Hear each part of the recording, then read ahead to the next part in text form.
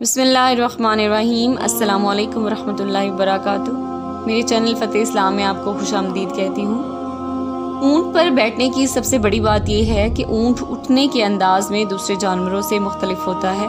سب سے پہلے وہ اپنی پچھلی ٹانگیں کھڑی کرتا ہے۔ دنیا کے دوسرے سارے جانور اگلی ٹانگیں پہلے کھڑی کرتے ہیں۔ اس کا فائدہ یہ ہوتا ہے کہ اس کے اوپر بیٹھنے والا سب سے پہلے سجدہ کرتا ہے۔ یہ اللہ نے اس کا ایک کام رکھا ہے۔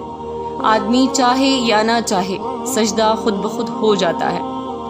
قوم سمود کی طرف حضرت صالح علیہ السلام کو اللہ نے بھیجا تھا اور وہ بہت اونچے درجے کے نبی تھے۔ انہیں حکم ہوا کہ جا کر اس بےہودہ قوم کو راہ راست پر لاؤ۔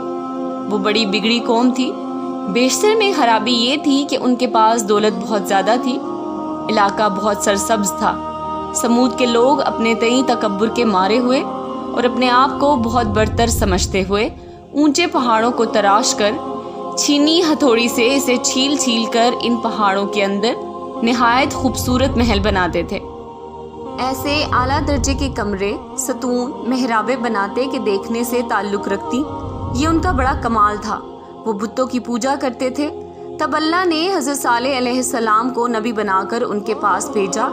انہوں نے کہا، ہم تجھ کو پیغمبر نہیں مانتے۔ اگر ہم اپنی طبیعت پر بوجھ ڈال کر آپ کو پیغمبر مان بھی لیں تو اس کے لیے ایک شرط ہے کہ ہمیں کوئی معجزہ دکھا دو۔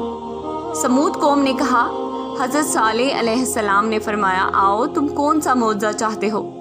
انہوں نے کہا، ہم یہی چاہتے ہیں کہ سامنے چٹیل پہاڑ ہے اور بہت چکنا اور مضبوط ہے، کروڑوں سال سے اپنی جگہ پر قائم ہے۔ ہم یہ چاہتے ہیں کہ تیرا اللہ اس پہاڑ سے ایک اونٹنی پیدا کرے، وہ اونٹنی آئے ہمارے ساتھ ہماری بستی میں رہے تو پھر ہم مانیں گے تم پیغمبر ہو۔ چنانچہ انہوں نے دعا کی اور اللہ سے اس معجزے کو طلب کیا۔ ان پہاڑوں کے درمیان میں سے اللہ کے حکم سے اونٹنی نمودار ہوئی تو حضرت صالح علیہ السلام نے فرمایا، تمہاری خواہش کے مطابق، تمہاری آرزو کے مطابق یہ اونٹنی انہی پہاڑوں کے درمیان میں سے پیدا ہو کر آپ کے درمیان آ گئی ہے اور اب یہ آپ کی مہمان ہے۔ اب اللہ نے ایک شرط عائد کی ہے کہ بستی کے ایک کنویں سے یہ پانی پیے گی اور اس کا ایک دن مقرر ہوگا۔ اس دن وہاں سے کوئی دوسرا آدمی پانی نہیں لے سکے گا، نہ مویشی، نہ چرند پرند، نہ انسان۔ اونٹنی ہماری معزز ترین مہمان ہے، اس کی دیکھ بھال کرنا ہمارا فرض ہے۔ انہوں نے کہا، بہت اچھا، ہم ایسا ہی کریں گے۔ کچھ دن تو انہوں نے اونٹنی کو برداشت کیا اور باری کے مطابق جو دن مقرر تھا اسے پانی دیتے رہے۔ انسان پھر انسان ہے۔ ان میں ایک آدمی ایسا پیدا ہوا جس نے مزید 8 آدمیوں کو ورغلایا اور وہ 9 ہو گئے۔ انہوں نے کہا، یہ کیا شرط ہم نے اپنے آپ پر عائد کر لی ہے اور اس اونٹنی کی کیا حیثیت ہے؟ ہم اس کا کسی نہ کسی طرح سے قلع کما کر دیں گے۔ چنانچہ انہوں نے رات کے وقت اس اونٹنی کی کونچیں کاٹ دی جو کہ ٹخنوں کے اوپر کا حصہ ہوتا ہے، تو اونٹنی ظاہر ہے وہاں پر اپاہج ہو کر بیٹھ گئی۔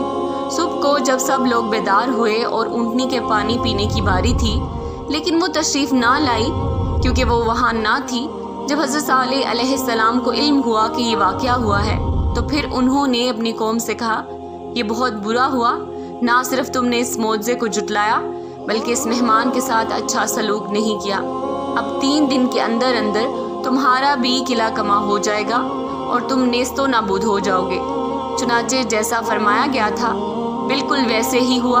پہلے دن جیسے کہ بتاتے ہیں کہ ان کے منہ پیلے ہوئے، اگلے دن بے حد سرخ ہو گئے، پھر کالے، پھر ایک ایسی چنگھاڑ جیسے آج کل بم بنے ہیں، چنگھاڑ آئی اور وہ سارے کے سارے اوندے منہ گر گئے اور نیست و نابود ہو گئے۔ پاکستان کا وجود میں آنا ایک معجزہ تھا، اتنا بڑا معجزہ جتنا بڑا قوم سمود کے لیے اونٹنی کے پیدا ہونے کا تھا۔